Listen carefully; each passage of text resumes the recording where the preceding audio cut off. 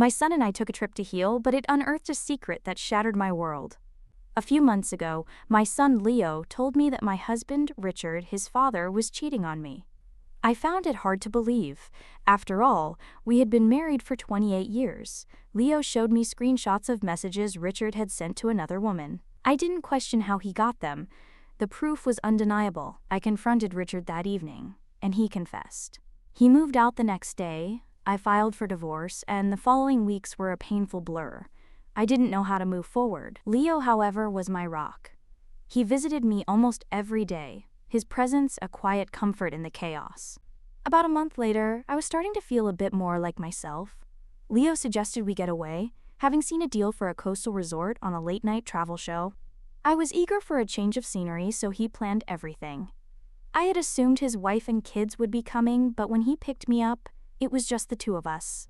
It was a little strange, but I didn't question it. When we arrived, he had booked a single suite with 2 separate sleeping areas. It still seemed a bit odd, but since he'd paid for the whole trip, I didn't complain. I was there to relax and have fun, so I let it go. The next few days were wonderful. He had booked several activities, like snorkeling near the coral reefs, a local cooking class, and a glass-bottom boat tour. In between, we relaxed by the ocean and enjoyed tropical drinks. I told him repeatedly how much I appreciated everything. He would just hug me and say he wanted to see me happy again. One night, the resort hosted a beach bonfire with a live band. We had taken the dance class earlier, so I insisted we join in. Neither of us are gifted dancers, but Leo has a knack for making people laugh. By turning our clumsy steps into an over-the-top performance, he had a small crowd cheering for us. I was laughing so hard I could barely stand. After the party, we walked back to our suite. After we both changed, we settled into our separate beds. But that night, instead of his usual goodnight, he came over to my side, hugged me from behind, and with a heavy sigh, began to speak. "You know, Mom," Leo began, his voice uncharacteristically solemn, "there are things about Dad you don't know. Things he did that I've kept to myself for a very long time." I turned to face him, confused. "What do you mean?" He took a deep breath. "The cheating, it wasn't the worst thing he did. I found something out years ago, something that changed everything for me. I kept it a secret to protect you." The air in the room grew heavy. My heart began to pound. "What did you discover?" I whispered. He looked at me, his eyes filled with a pain I had never seen before. "Do you remember when I was 4 and I disappeared from Oakwood Park?" The blood drained from my face. Of course, I remembered. Those were the worst days of my life. He vanished and was found 3 days later, disoriented and with no memory of what had happened. The relief was so overwhelming that I never questioned the official story. "I wasn't kidnapped by a stranger, Mom," he said, his voice trembling. "It was Dad." The shock was a physical blow. It had to be a mistake. "Richard, the man I knew?" But Leo continued, his words tumbling out. "He took me to a derelict farmhouse on the outskirts of the county. He told me it was a game and that I couldn't tell anyone. He kept me there, and when he brought me back, he made me promise I'd forget. And for all these years I tried, Mom. I really tried. My world was tilting on its axis." "But why? Why would he do such a thing?" Leo's head dropped. "He was involved in horrible things, Mom. He was more dangerous than you ever imagined. People in the city just disappeared because of him. I was only a kid, but I saw things a child should never ever see." My mind raced, desperately trying to make sense of it.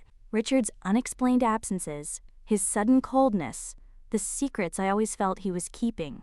It all started to click into a terrifying picture.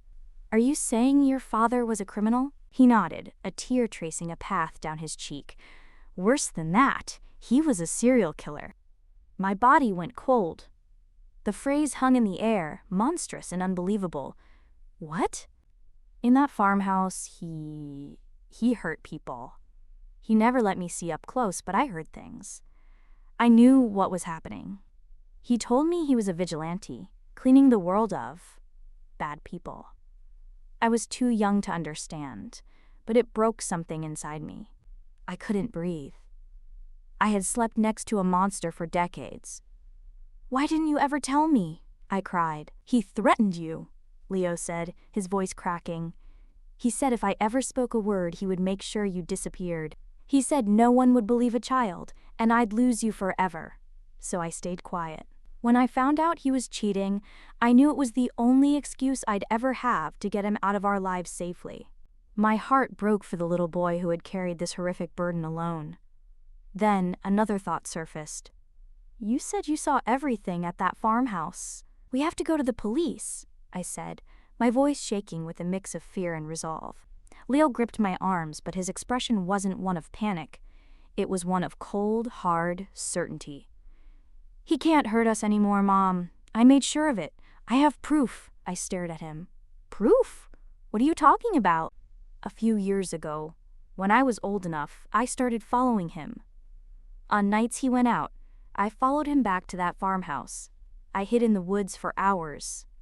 And I took pictures.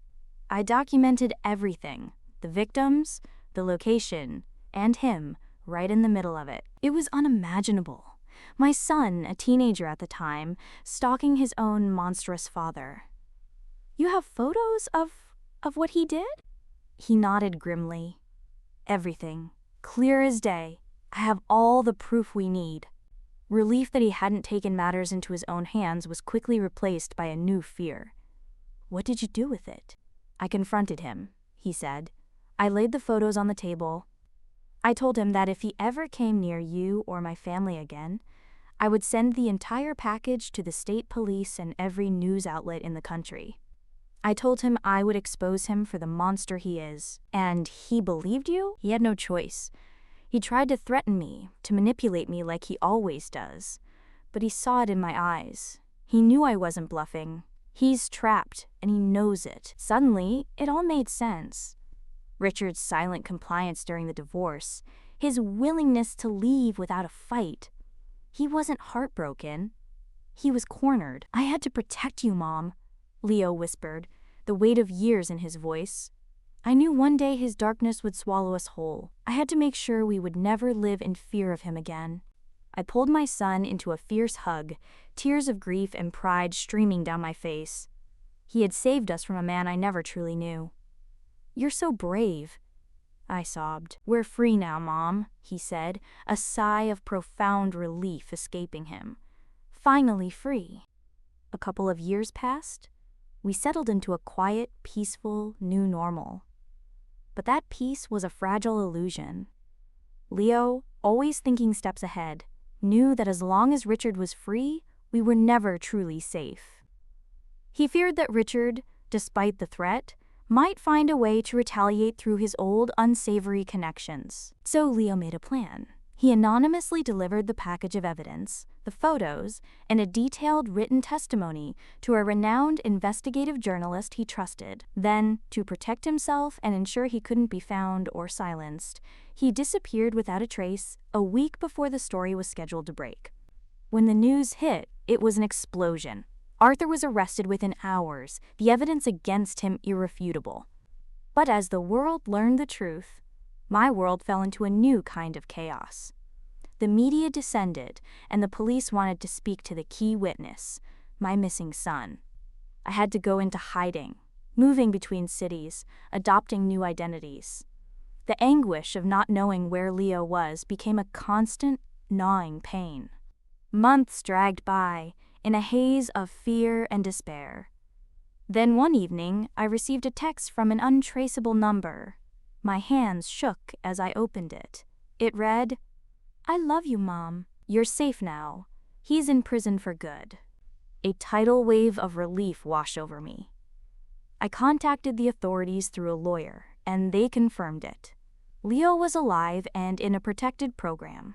He had waited until his father's conviction was secured before reaching out. Knowing Leo was safe and the monster was locked away forever allowed me to finally breathe. The road to recovery has been long. Reconnecting with Leo was a slow, painful, but beautiful process. The past will always be a part of us, a collection of scars we both carry. But now, for the first time, We are not just survivors. We are free, and we are building a new future together.